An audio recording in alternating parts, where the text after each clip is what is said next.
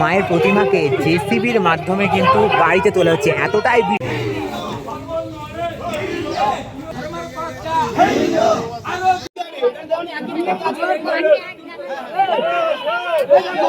সকলকে স্বাগত জানাই ফেস্টিভ বাঙালির আরো একটা নতুন ভিডিওতে। দেখতে দেখতে দুর্গাপুজো 2026 একেবারে দোরগোড়ায়, হাতে আর মাত্র মেরে কেটে 1.5 মাস মতো সময় রয়েছে।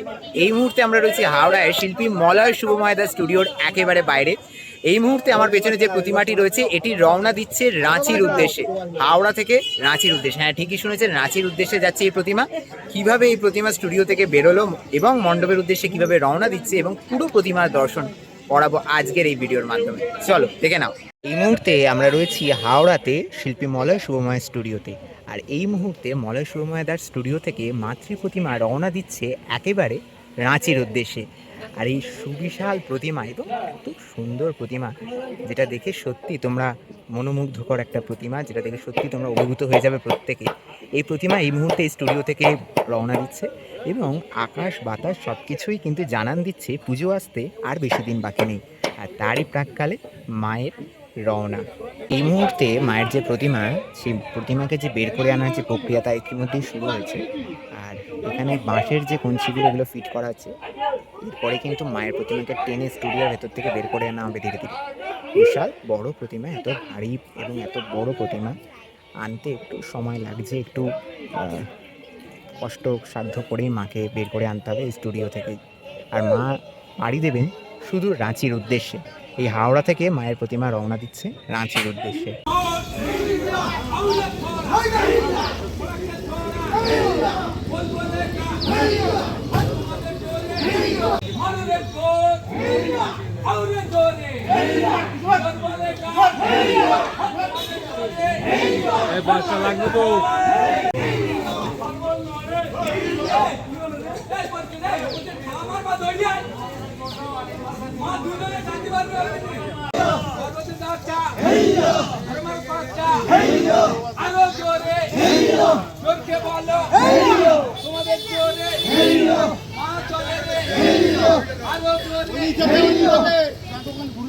শিল্পী মলয় শুভময় স্টুডিও থেকে এই মুহূর্তে মাতৃ প্রতিমা যেটি রাঁচির উদ্দেশ্যে রওনা দিচ্ছে, সেই প্রতিমা ধীরে ধীরে তো বেরিয়ে চলেছে এবং যথেষ্ট যারা এখানে কুলিরা রয়েছেন তারা কসরত করে মায়ের এই অপূর্ব সুন্দর প্রতিমাকে ধীরে ধীরে কিন্তু নিয়ে চলেছেন রাঁচির উদ্দেশ্যে। অসাধারণ প্রতিমা এবং 2026-এর প্রথম প্রতিমা যেটি এই স্টুডিও থেকে কিন্তু রওনা দিচ্ছে একেবারে হাওড়া থেকে রাঁচির উদ্দেশ্যে। ভাবা যায় শিল্পী মলয় শুভময়ের এই অসাধারণ প্রতিমা রাঁচিতে গেলে তোমরা দেখতে পাবে। আপাতত রাঁচির আগে হাওড়া থেকে প্রত্যক্ষ বা পরোক্ষভাবে আমার এই ভিডিওর মাধ্যমে তোমরা দেখতে পাচ্ছ। মায়ের অপূর্ব সুন্দর মুখশ্রী আর তার সাথে মায়ের যে সাজগুলো, এই মাটির সাজগুলো, সেগুলো কিন্তু দেখতে অসাধারণ লাগছে। আর এখানে একটা রড ঢুকে গেছে মাঝখানেতে, যাই হোক। তো এই সিংহ আর এই মহিষাসুরকে পুরো মনে হচ্ছে না সেই রাজার বেশে সেজে আছে। সত্যি দারুণ লাগছে, কিন্তু অসাধারণ একটি মাতৃ প্রতিমা, যেটি দেখার জন্য কিন্তু ইতিমধ্যেই চারপাশে কিন্তু অনেক লোক জড়ো হয়ে গেছে।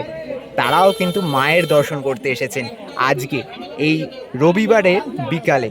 সত্যি দারুণ লাগছে। আর এইটাকে ধীরে ধীরে কিভাবে বের করে নিয়ে যাওয়া হচ্ছে দেখো। বৃষ্টির ভুকরুটি পুজোকে কোনোদিন বাদ দেয়নি। আর এই মুহূর্তে মাকে কিন্তু প্লাস্টিকের আবরণে ঢেকে ফেলা হচ্ছে। মাকে সুরক্ষিত করে কিন্তু নিয়ে যেতে হবে অনেকটা দূরে, সেই রাঁচির উদ্দেশ্যে কিন্তু মা যাবে। মায়ের প্রতিমাকে এই মুহূর্তে লরিতে তোলার যে প্রক্রিয়া সেটি শুরু হয়ে গেছে এবং এত বড় এত সুবিশাল প্রতিমা যথেষ্ট বেগ পেতে হচ্ছে। এই প্রতিমাকে ধীরে ধীরে কিন্তু গাড়িতে তোলা হবে এবং এই প্রতিমা রওনা দেবে সেই রাঁচির উদ্দেশ্যে।